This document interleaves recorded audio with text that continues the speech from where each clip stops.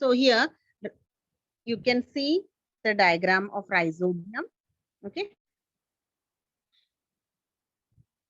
So what you have to do, you have to take groundnut plantlet. You know what is groundnut? Yes, groundnut plant or any beans plant. Sterilize it with some hydrogen peroxide and keep it. Afterwards, keep it in a ethyl alcohol for 4 to 5 minutes and clean the roots with sterile water. Okay, and cut the thin section of that root nodule.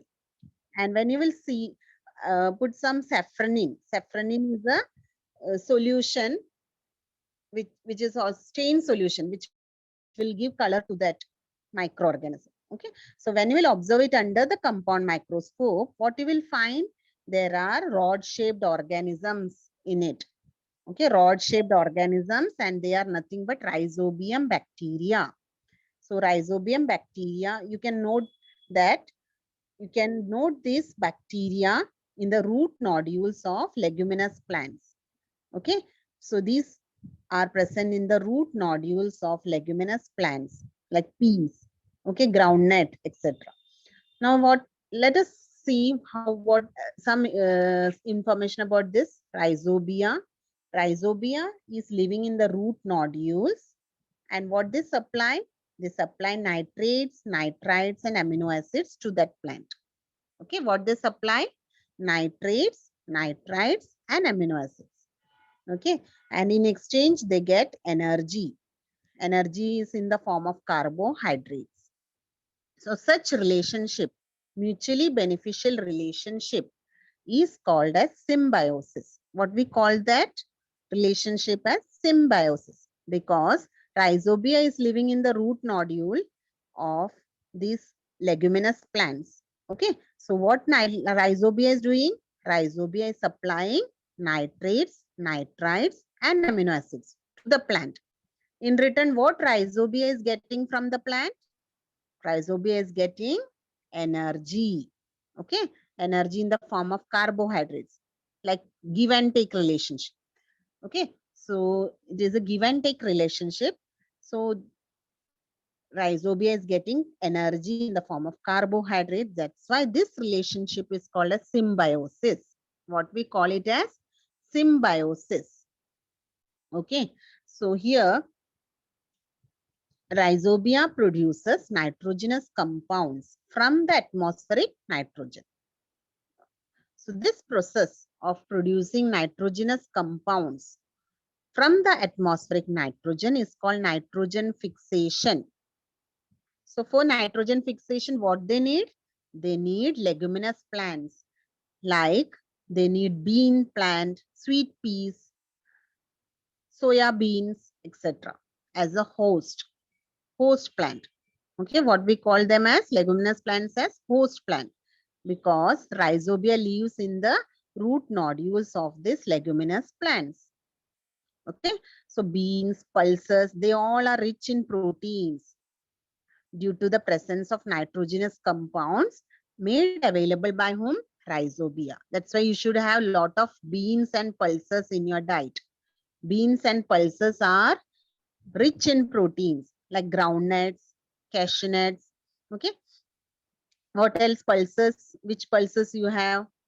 Moong, matki, chana. Yes, dals and all. These all are pulses. So these pulses are rich in proteins. Okay, rhizobia is also useful microorganism. You can mix salads of pulses. Okay, sprouts. So that is very good for your health. So after harvesting a leguminous crop, whatever the leftover roots are present, no, that and other parts of the plants, that is dumped in the soil. Why it is dumped in the soil? To maintain bacterial population. So that all things are dumped in the soil, and the use of rhizobium has helped to reduce the use of chemical fertilizers. If we are having natural fertilizers, we don't need any chemicals for the plants. Chemical fertilizers are not needed. Yes, so natural fertilizers like cow dung, etc., we can use for the growth of the plants.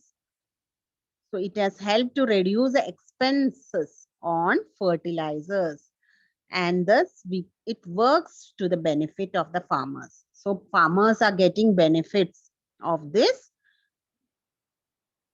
fertilizers, natural fertilizers.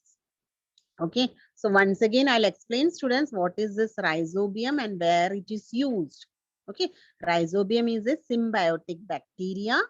Okay, and it is living bacteria, symbiotically living bacteria with what? With leguminous plants. Leguminous plants are plants like beans, sweet peas, soya beans, etc.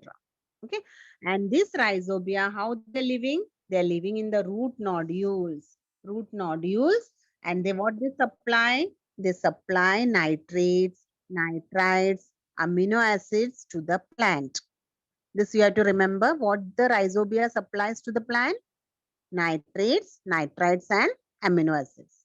And in exchange, what they're getting? They're getting the energy in the form of carbohydrates. Okay. So this mutual relationship, what we call this mutual relationship, students? Put in the chat box. Post in the chat box the answers. What this mutual relationship is called? Very good, Bhakti. Symbiosis. Very good, Soumya. It is called as symbiosis. Okay, and due to this nitrogenous compounds made available by this rhizobia through nitrogen fixation process, the beans, pulses will become very rich in proteins. That's why they are very healthy. Okay, and the use of this rhizobium also reduces adverse effects caused due to the use of chemical fertilizers. So we can use rhizobial inoculation, that is done to supply nitrogen to the crops. Okay, so this way rhizobium is very useful. Now here what is shown, root nodule of soybean plant is shown. Okay, with that in the diagram, as well as rhizobium is shown on the top. You can see this diagram. This is a rhizobium. Okay, so this diagram which is shown over here, this is rhizobium. So you all need to draw this diagram in your notebook and write there as rhizobium.